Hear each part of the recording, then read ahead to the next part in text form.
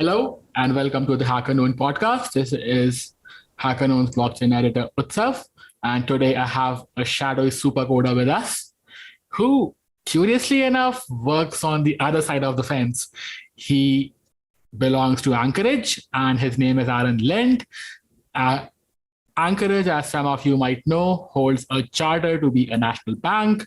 Along with him, I have Leslie Ankney, who is also a representative of Anchorage and has been taking care of the marketing and business development side of things. And hopefully we have a very good episode for you today.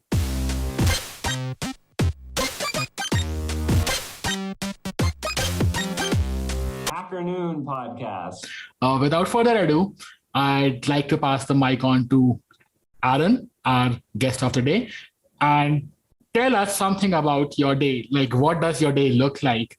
You said that you are a low-level cryptographer. What does that mean? Utsav, again, thank you so much for having us on today.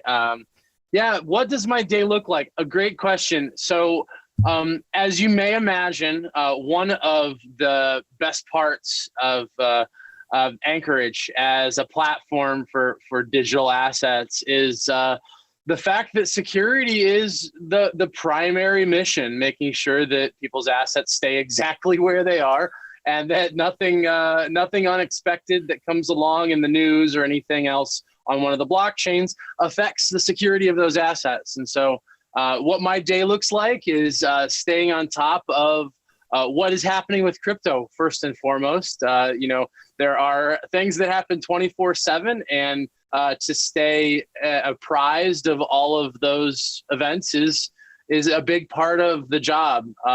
Being able to evaluate those individual occurrences to ensure, frankly, that our clients' assets are secure and that they can continue to interact with the blockchain the way that they would expect to. So staying, it always starts with figuring out what's going on. And on top of that, we have built at Anchorage a number of really in-depth monitoring services where we stay up to date, up to the second of what's changing and what's moving in the crypto world. Let me make it easier for you, right? So what's your favorite blockchain? Oh, wow. They're all so pretty. They all have their own, they all have their own beautiful idiosyncrasies. I think that they do. And I got to chime in here too. I mean, one of the cool things about working at Anchorage Digital, and I'm Leslie, I'm the communications lead here, a former Forbes reporter. I think it's just that Anchorage is blockchain agnostic. We will support a variety of blockchains based on what institutions would like. That was such a reportery answer. I'm looking for a name though. I mean, we continue to add new blockchains to the Anchorage Digital portfolio all the time. We take a lot of chance to make sure that those chains are sound, that the assets and the contracts involved have as much stability as we possibly can ensure for our clients. I mean, you can always go to the website at Anchorage.com and see all of those wonderful blockchains, which we equally love. Okay, I'll leave it at that. All blockchains were born equal, but are treated unequally. It's a pretty unfair world. Let's move over to the next question. So, Aaron, when we hear about custody and then we look at these Bitcoiners, especially on Twitter, who say stuff like, not your keys, not your crypto. What's your answer to that? You get to sleep easy at night? What else do you say? Well, from our perspective here at Anchorage Digital, the real true concern around safely holding crypto is the security of the private key.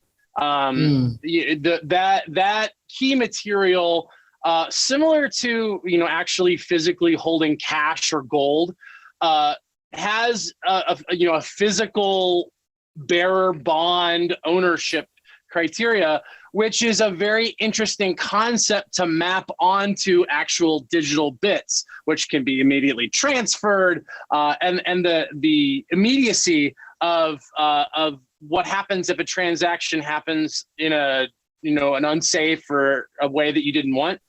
It's not like a lot of other electronic methods of currency. You can't just undo it. There's an irreversibility. There's a irrecoverability, sort of like wire transfers that that is part of that digital currency. And so really it comes down to how can you safely interact with that private key material while not exposing it to any other risk and other sort of ways of letting it out that could cause you to lose all of your funds. By the way, so curious question, like what is the ballpark figure of the value of the funds that you guys manage, if it's a question that you are comfortable answering? While we cannot answer exactly to the second, what I can say is that I mean, we obviously do have billions of dollars worth of cryptocurrency under custody. And that moves along with the investments that our clients make. So that was a billions with a B, right? Yeah, 10 to the ninth if anybody uses the metric system around here. I'm in India. That's all that we know. That's right. Well, Anchorage Digital is global, and so we have to speak all of the units of measurement regardless. There's this funny story about this metrics and the imperial system. So NASA uses the metric system, right? But the rest of America uses the imperial system. So they built this rocket and it malfunctioned because some of the scientists who had been newly hired, they did not know the metric system. And most of the calculations were done in the metric system. So because somebody knew that. Oh, you do? Yeah. I was like, humans, what can we I feel say? like we could just make this podcast about how the imperial system is very inefficient. I don't have any defense. I don't have any defense of that, unfortunately. Right? I think all of us maybe would just agree, though. We're like, yeah, get rid of it. I love using kilograms. That's how I think now. It's just easier. It is easier, but just to play devil's advocate, right? So the world's richest economy uses the imperial system, and I guess that should be reason enough. Maybe if the others use it and they get as rich as the USA, who knows? 3 places in the world which use that, but somebody somewhere should capitulate. But anyways, let's get back to about custody solutions. So where do you guys think does these DeFi innovations, DEXs, pools, AMMs, where do they come into the picture?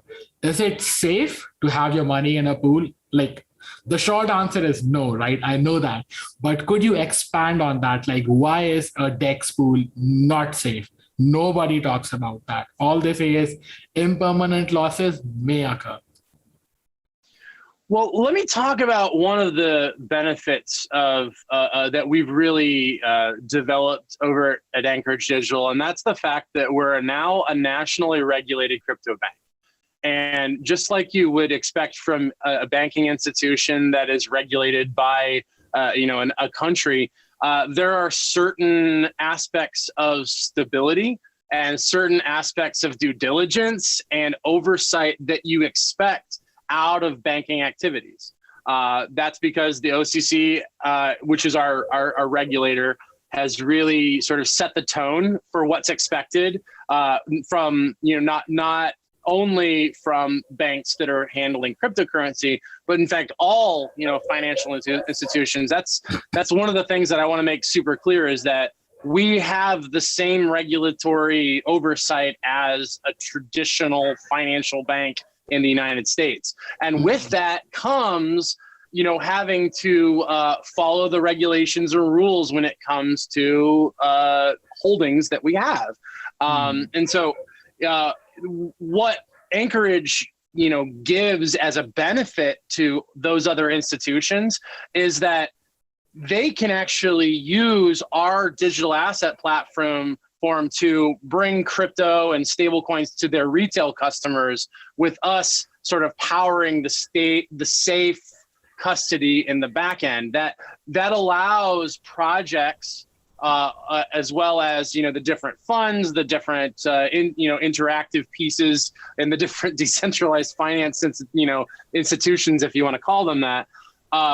They have the ability to access the same building blocks that any other institution building an application, building sort of a way to interact would do. And so what that gives you is the stability afforded by some of the financial activities of a traditional big bank financial institution, with the interaction on the blockchain that is, evident and safe and very clearly traceable, so that you don't get yourself into those situations like you've described. So it's really about building it up. Asking about DeFi. DeFi is really on the radar for us. It's very important. In fact, today we actually announced support for Aave governance, one of the most popular DeFi protocols, right through our platform. So that means institutions can now vote in Aave governance, voting without having to deal with the cumbersome task themselves, as well as not exposing their keys when they participate. We've always been an early proponent of DeFi, and we realized that DeFi is a very experimental early place, but there's so many exciting things happening in it that we offer custody support for many DeFi tokens. We're always looking at more of them. We're bringing quite a bit of wrapped layer 1 protocols to Ethereum. And we also just recently supported Bitwise in its launch of the first DeFi crypto index fund. So I think in the coming years, we'll see more institutional participation in this space. But as you said, going out there alone, where you see that disclaimer on just about every site, it's like, if you do this, you could be facing a permanent loss. It's a little bit scary. I mean, as an individual, I love looking at DeFi. I have personally not invested the time or the resources to participate myself. But I am really excited to see if Anchorage can make it possible for institutions. It's going to be more easy for people like me someday to do it. Gotcha. And you brought up a very interesting point. You said that me as an individual, right? That basically, like, what I also have to say over is that we represent institutions, but at the end of the day, we are individuals. And what has been a growing trend, like with these problems that the political instabilities or whatever have caused in some parts of the world, most parts of the world, to be honest, what happens is that people don't have a lot of faith in the regulators. Personally, or like, let's not use the word personally, like a lot of people wouldn't worry about regulation or being regulated unless they are looking at millions of dollars of fines in lawsuit. If it is somebody small, for them, they could just file for bankruptcy and like maybe just show their pockets. I don't have that kind of money that you could make after the lawyer fees or whatnot. A tether can get sued. The feds or whoever can go after a company like Tether, just because everyone knows that there would be $1 billion payout for whoever wins. Nobody would go after, let's say, a DAI. A DAI is a decentralized stablecoin, but nobody would go after them for the obvious reasons that nobody would make money off of it. So does that mean that the custody solutions and the products that we see on the TradFi or the CDFi side of things, do they apply just to the institutions, or is it a case where everybody says it's gonna be DeFi or broke until they become big enough and then everybody wants to get regulated? What's your take on that?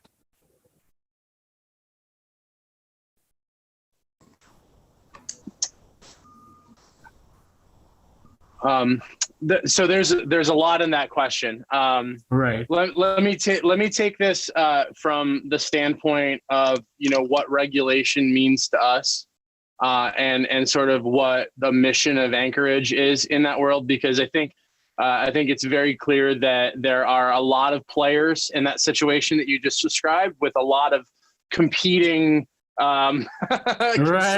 Right. We'll put it that way. So what I'll say is that for Anchorage, one of the biggest benefits is actually simplifying the regulatory landscape for crypto.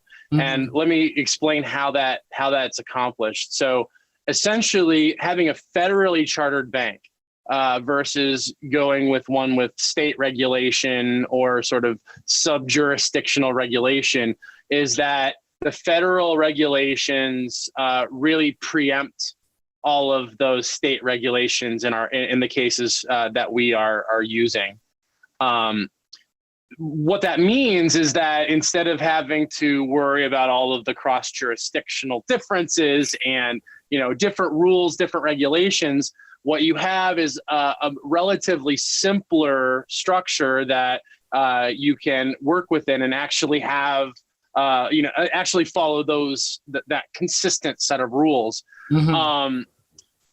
Basically, it allows Anchorage to have a little bit more flexibility in terms of the products that we deliver and how we can choose to interact and give the opportunities for our clients to interact with the different blockchains. Mm-hmm.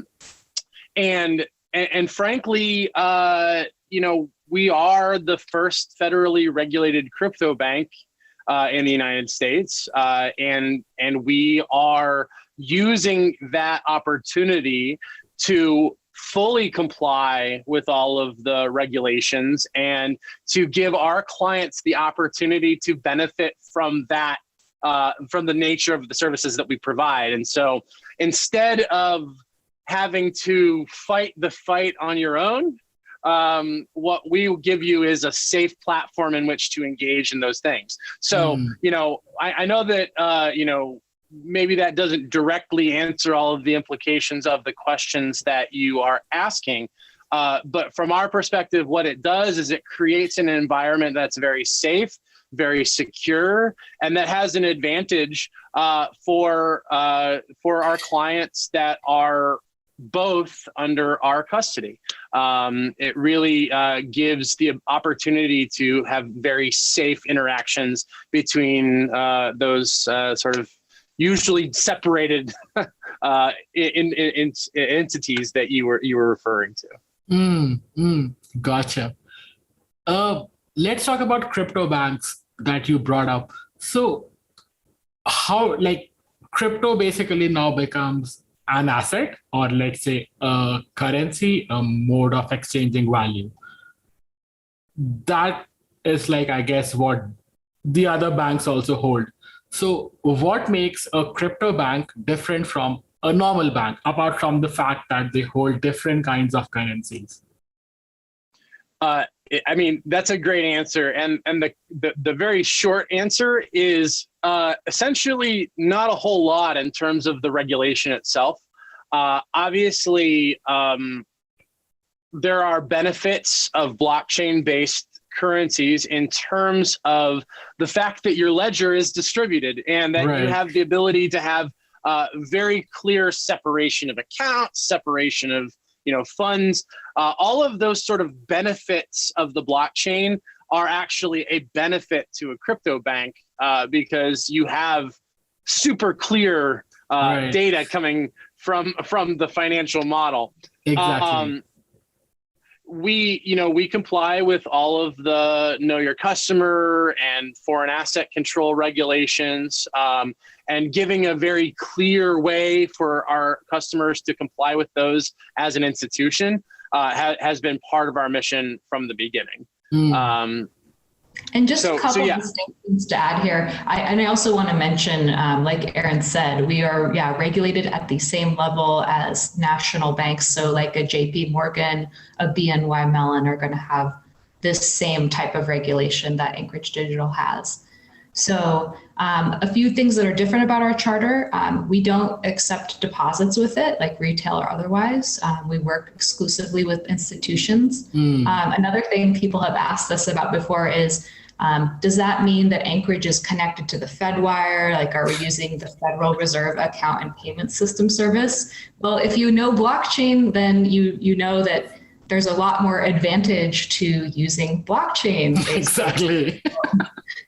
We take the view that the Fed and legacy banking as a whole can benefit from better financial rails through blockchain, as we just did earlier this year with Visa partnering to do APIs, so they can now do stablecoin settlement through USDC. With Crypto.com, they have that all set up with us.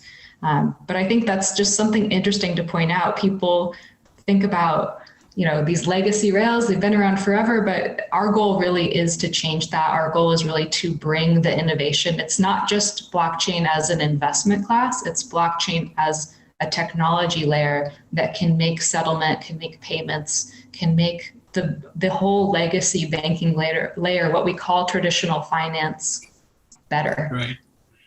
Gotcha. I bring this up because, first of all, I think that you guys have to tick off a lot more boxes than a normal bank, because there is this whole level of education that you need to provide to the regulators or whatnot. They would ask questions like, okay, so where's that money? And you point to an 18-character long string and say, can't you see that money's over there? So they need to be educated. And there's a funny story over there. So ATMs were about to get this new operating system, Windows XP embedded, right? But oh, you know the story. No, please. I don't know it. Tell it to me. Let's hear it from Aaron. Well, no, please. It's I know that we have had the problem with ATM security for pretty much forever. I believe MS-08067 probably still lives around in the people that know about that story. The 08 for that bug number from Microsoft being 2008, if that tells anybody that's listening how long that has been the attack of choice on Windows XP embedded. But please, Utsav, go ahead. Right, so there's the shadow supercoder for everybody. I'll make it simple for those of us who don't speak whatever language Aaron just spoke. So basically the thing was that there was a lot of problems and those needed to be fixed. But the costs that were involved in basically making the systems more secure or upgrading the OS led to a backlash from the people who were building those ATMs, because those guys did not have the know-how to install those operating systems or whatnot. You would be surprised by the number of COBOL programmers, which was what we all learned in our third grade, I guess, as a joke. But that is the level of education that you need to provide. And that is on the computing side of the world. Let's call them those people who everybody calls when they have a tech problem. But what you guys have to deal with, and my dad's an accountant, so you have to deal with all of these things where you have to teach those people who might not really be technically inclined. So on that note, is there a funny story that you guys have for us? You had to explain something which made immediate sense to you and they made you guys jump through hoops or whatnot to make them understand what should have been very evident.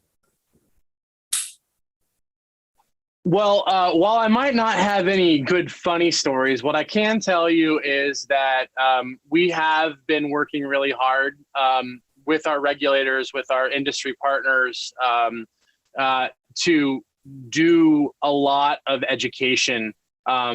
You see, we not only have interactions with our regulator, the OCC, we also have interactions with other institutions in the world that want to safely hold crypto. And what I can say is that the commonality of mission is actually the same in those two situations. And that is essentially, how do you map the more modern ways of holding cryptocurrency to the traditional banking practices that everybody is used to? Right. that sort of mapping one to another is the way it's been going. And to probably to a lot of people's surprise, I mean, not to our surprise, because we've been working with them pretty closely. Our regulators on the OCC were, basically asking the right questions. That they were attempting to see, okay, well, this is a concept in banking that, talking about, non-circulating supply, or talking about how you're doing accounting across fiat, or all of the different, sort of on-roads and off-ramps to cryptocurrency that may exist as parallels in different areas of traditional finance. And so the strategy that we always tried to use in situations like that was mapping our activities to another sort of activity that was known and familiar to the regulator, so that they can reason about it in the same way. And so, talking about, holding cryptocurrency with dual party control and having technically enforced protocol level controls that enforce those guardrails it's kind of like a mapping activity, because the truth of the matter is the distributed ledger is a ledger, right? It has all of the debits, changes in accounts, all of these sort of these ideals exist in both places. And really what we're going through is mapping from one to another. And it's been a super collaborative effort, not just with the OCC and the regulators, but all of the other institutions that we've been talking to about sub-custody as well. And that mapping process is the exciting part, because because in practicality, and this is the feeling that I've had, and this is the feeling that Anchorage had, is that really the future of finance is in being able to harness the power of decentralized currency, and the more bridges that we can build with the regulatory structure in different different countries, different companies as they're building out their products, those bridges are actually what moves us all forward. And so it hasn't been bad, because I think people are realizing that this is the future. This is where we're going. And so we're just telling good stories and trying to map it to concepts that we all know. Gotcha. Like that, there were like some really wonderful analogies. I guess you were trying to dumb it down for me. Thank you for that. I needed it. Right. So from one sort of bridges to the other. So let's talk about decentralized bridges. Are they safe? I hear a lot about some of them getting hacked. They need to have their vaults. They essentially act like you guys, without any of the regulatory protocols, without the technical know-how in certain cases. What would you say to something like that? Well, I think it's really important that you've hit on a couple of the really key pieces of that, and that is soundness of how the underlying funds are being custodied, the soundness of the smart contracts and the interactions that are built out with the protocol or the token that you're talking about, and then sort of how ongoing governance happens. Right, these are sort of all the core concepts of what, as an investor, as a participant in this project, you have control over. We always ensure that the soundness of the underlying cryptography, as well as a number of other aspects of the token or the currency are sound before we ever allow it into our system. And so while that's never a guarantee of performance, that's never a guarantee of a lot of other things, to be super clear, having that insight into the bones of the body that you're putting your money into is going to be kind of the fundamental question. It's the same sort of question that you'd get asked, that you would ask if you were going to invest in a security or something like that. You're going to want to understand the prospectus. You're going to want to understand all the things that go into it. And when it comes to blockchain, you have to look at it from different angles, right? So we look at it from the technical technical side, how is this blockchain set up? But we also look at it from a compliance side. Can we get the kind of reporting that's needed? We look at it from the legal side. We're a member of the Crypto Ratings Council, which also our other members are looking at coins and deciding about these things. But you really have to look at it at multiple lenses. To look at it, at just the compliance side alone would be missing a huge amount of very important information that comes from knowing the differences between different protocols and how they're set up. So the engineering side is absolutely very important to this. Most definitely. And with that, I'd like to end on a fun note. What would your individual advice be to somebody who let's say would take all of their savings and buy Dogecoin? What would your advice to be if they just you see them while they're about to hit that buy button? $20,000 worth of savings or whatever is their amount. Let's say it's their entire life savings. What would you tell them if you just peeked over your shoulder in the bus or wherever, you see them, life savings, gonna buy Dogecoin? I don't think either of us really want to give investment advice, but of course, this is a scenario where that basic humanity. Rule of don't throw in what you can't afford to lose. That's a big one. Aaron, I don't know what you want to add here. Yeah, at least save yourself enough to buy yourself a beverage afterwards is my advice. Have a drink after you do that. That would be it. Yeah, you're going to need it. On that funny note, guys, I'd like to call it a wrap. Thank you, Aaron. Thank you, Leslie, for being on the HackerNoon podcast. And hopefully we would see you guys soon. And best wishes to the entire Anchorage team from us. Thank you, guys. Have a nice one. Thanks so much. Bye-bye.